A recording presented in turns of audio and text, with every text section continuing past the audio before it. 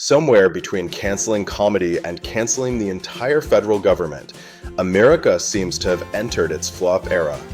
Let's start with the great threat to national stability this week. Jimmy Kimmel made a joke. I know, terrifying. Kimmel opened his monologue with a zinger about the conservative reaction to Charlie Kirk's death, something about martyrdom merch and prayer vigils sponsored by testosterone supplements.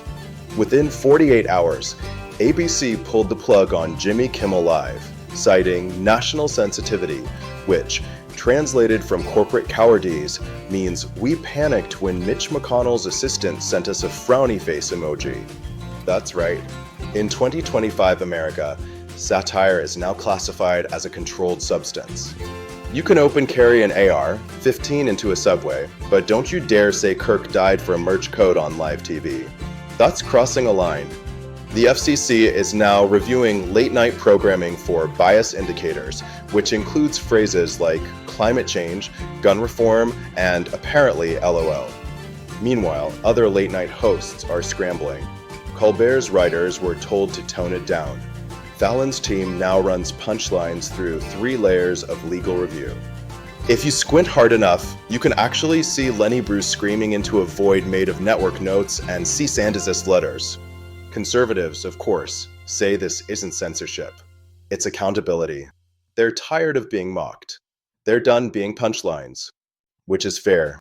But maybe, and I'm just spitballing here, if you don't want to be the butt of the joke, stop behaving like a cartoon villain who thinks empathy is Marxist. Instead, they're pushing new FCC regulations to protect national unity, which is how fascism usually starts, in the name of not hurting feelings. But hey, if comedians are off the air, maybe Congress can pick up the slack.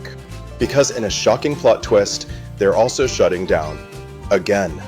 The government is about to run out of money, not because we're broke, but because Republicans and Democrats are locked in another thrilling round of who wants to be a functional adult.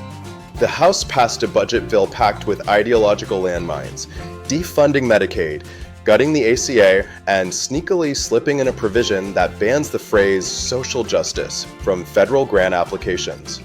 Senate Democrats sent it back like a bad Tinder date, offering a compromise bill that funds wildfire relief, food programs, and, the functioning of the federal government. But to House hardliners, compromise is treason.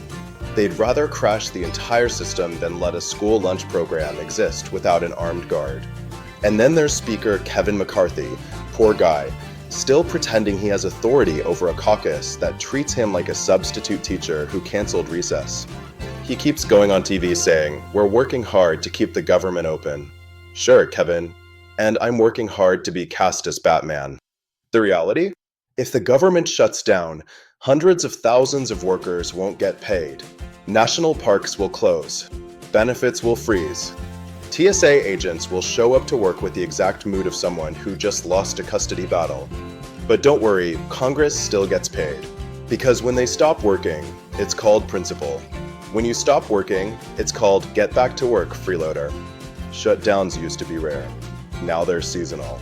Pumpkin spice latte, football, and sorry, we can't process your passport because Marjorie Taylor Greene thinks FEMA is a globalist cult. This isn't governance. It's hostage-taking with extra steps. So yeah, the comedians are getting fired, the government's getting fired, and apparently the only thing still open for business is grievance. Welcome to 2025, where the punchlines are illegal and the budget has more riders than a Shine return policy.